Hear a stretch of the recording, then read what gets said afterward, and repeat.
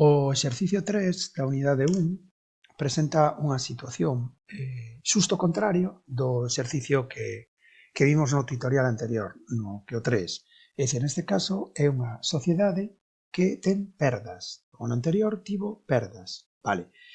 Tal e como dixemos no tutorial anterior, o resultado do exercicio económico que vai na conta 129 tanto poden ser beneficios como perdas.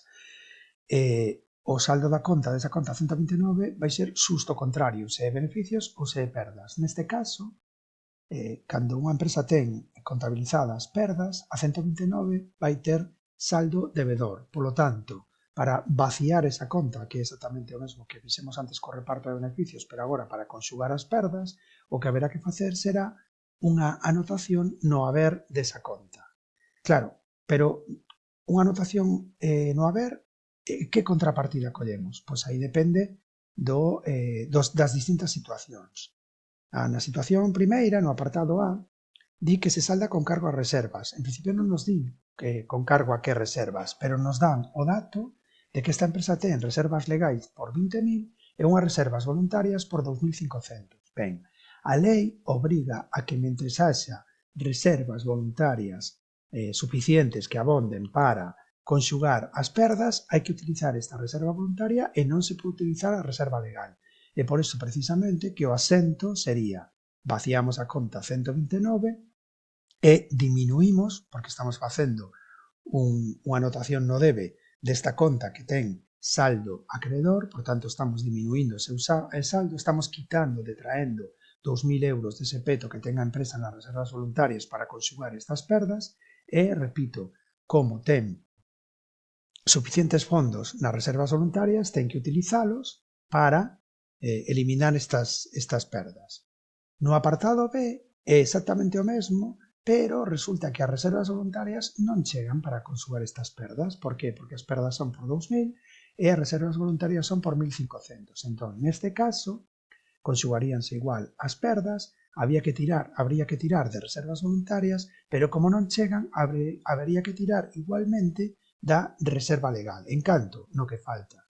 Deste xeito, a empresa deixaría de ter contabilizadas as perdas na 129 e o que faría sería diminuir as súas reservas voluntarias por 1.500 e diminuir a súa reserva legal por 500. Na terceira situación, o apartado C, no canto de saldar as perdas con cargo a reservas, sáldase con cargo á aportación dos propietarios. É dicir, os propietarios poñen cartos, é como se fixesen un aumento de capital, pero realmente non van a aumentar capital. Por que?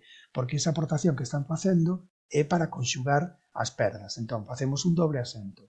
En primeiro lugar, contabilizamos a entrada por banco deses 2.000 euros que están poñendo os propietarios, os accionistas, levámoslo a unha conta do grupo 1 financiamento básico e despois facemos exactamente igual que fixemos no apartado A e no apartado B, saldar a conta dos 129, pero no canto de levalo a unha reserva, lévase a aportación dos socios. Realmente o procedimento é o mesmo porque, se vedes, as reservas van no subgrupo 11 e aportacións dos socios ou propietarios tamén van no subgrupo 11.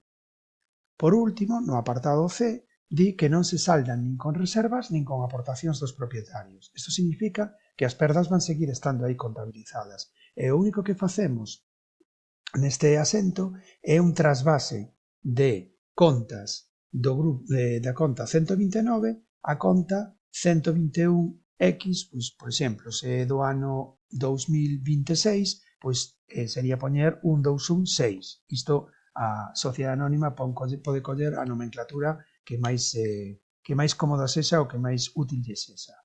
Esta conta iría no pasivo, no neto, máis ben, do balance en negativo, porque como son perdas acumuladas de anos anteriores, pois ten que, digamos, que diminuir o patrimonio neto que é a riqueza da empresa.